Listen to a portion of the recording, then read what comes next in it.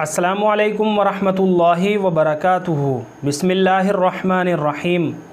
नहमदुहू व नुसल्ली अला रसूलिहिल करीम, अम्मा बाद।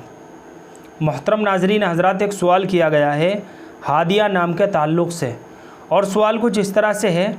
अस्सलामु अलैकुम मौलाना साहब, हादिया नाम के माना बताइए, क्या ये नाम सही है? वालेकुमुस्सलाम वरहमतुल्लाहि वबरकातुहू।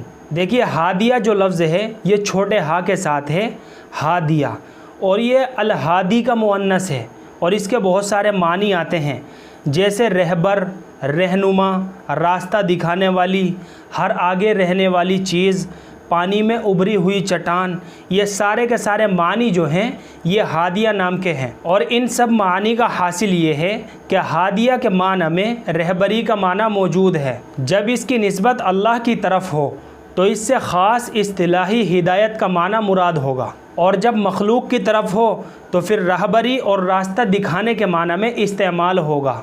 और अल्लाह ताला के अस्माए हुस्ना में से एक नाम हादिये बरहक भी है। तो ख़ुलासा ये है कि हादिया नाम के सारे मानी अच्छे हैं, इसलिए लड़की का हादिया नाम रखना जायज़ है, बच्ची का हादिया नाम रखा जा सकता है। मुझे उम्मीद है कि आप सभी हजरात को अच्छी तरह समझ में आ गया होगा। अल्लाह हम सब को सुन्नत व शरीयत पर पाबंद फरमाए।